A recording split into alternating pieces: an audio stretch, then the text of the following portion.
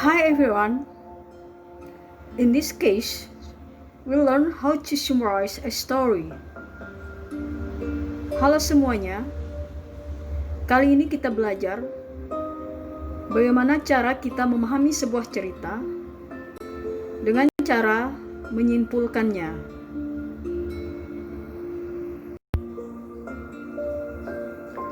The activities that follow are designed to help you respond cognitively, emotionally, and imaginatively to a short story.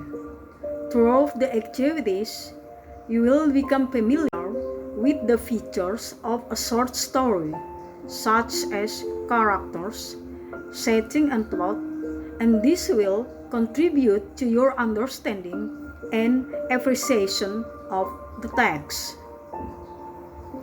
Tujuan dari kegiatan menyimpulkan sebuah cerita adalah untuk mengetahui tanggapanmu, perasaanmu, serta imajinasimu dari sebuah cerita. Dengan menyimpulkan isi cerita, kamu juga akan lebih memahami bentuk-bentuk cerita yang kamu baca. Misalnya, apakah cerita itu bentuk fabel, cerita rakyat, cerita misteri, atau yang lainnya. Selain itu, kamu juga akan lebih mudah mengidentifikasi tokoh atau pemeran cerita, di mana dan kapan cerita itu terjadi, serta kejadian atau peristiwa dalam cerita tersebut. Dengan demikian, akan terlihat sejauh mana kemampuanmu memahami cerita dengan benar serta mengapresiasinya.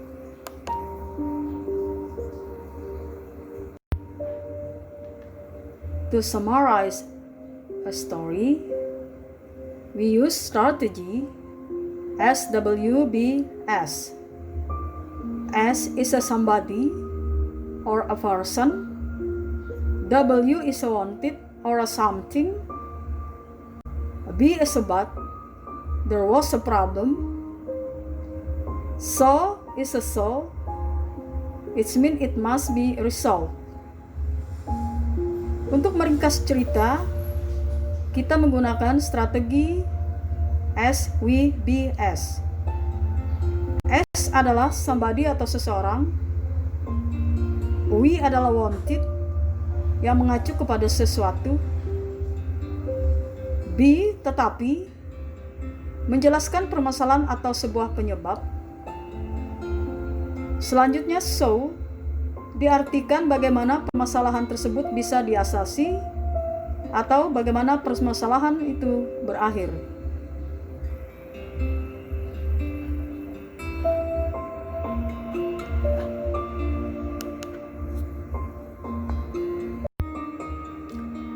Before we learn what is SWBS,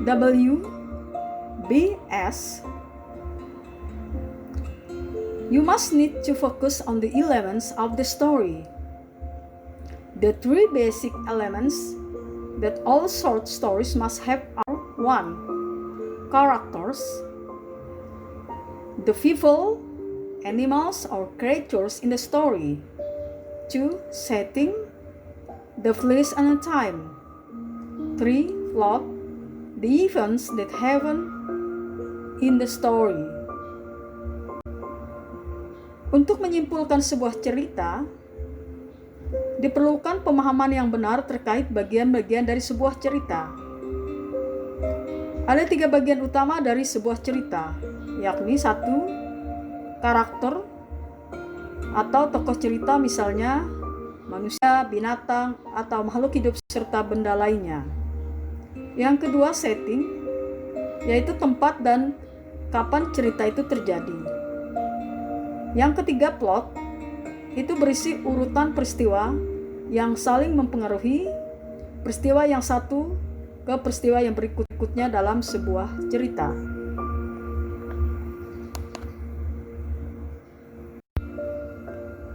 Let's check what is SWBS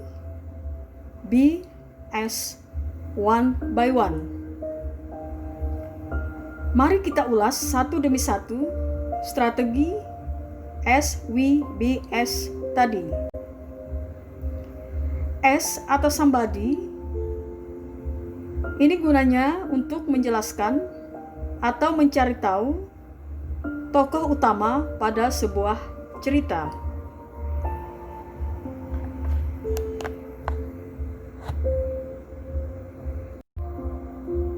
Next, W. W is a wanted.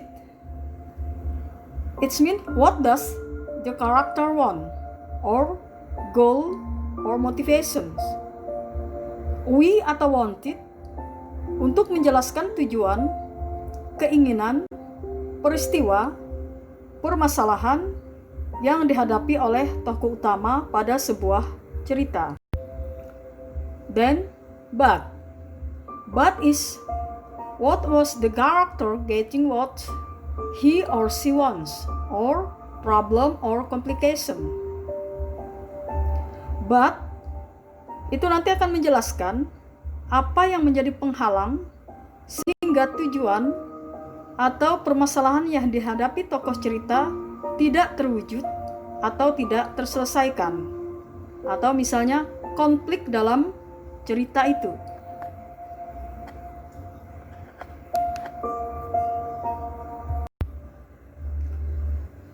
Glass saw. Saw is how is the problem resolved or resolution.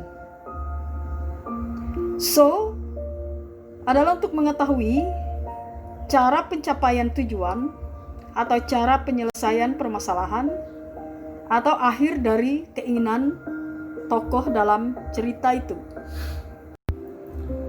Let's try to do the strategy to summarize the short story.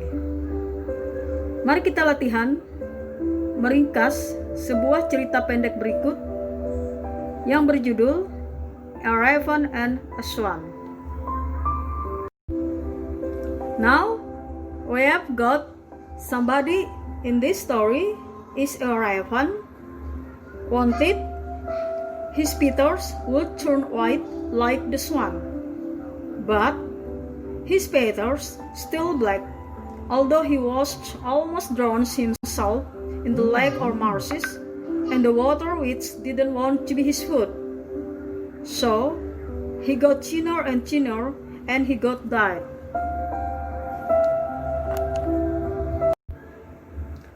The conclusion of the short story above: the raven wanted his feathers would turn white like a swan, but his feathers still black, although he was almost drowned himself in the lake or marshes.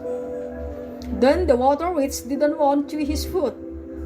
So he got thinner and thinner, and he got died. Jika kita tuliskan kesimpulan cerita itu akan menjadi seperti ini. Seekor burung gagak mengingini bulu yang putih seperti seekor angsa, tetapi tidak berhasil walaupun dia sudah berkali-kali mencuci bulunya, bahkan berendam di danau dan rawa-rawa. Rerumputan rawa pun tidak bersedia dijadikan makanan oleh burung gagak. Burung gagak itu dari ke hari semakin kurus dan akhirnya mati.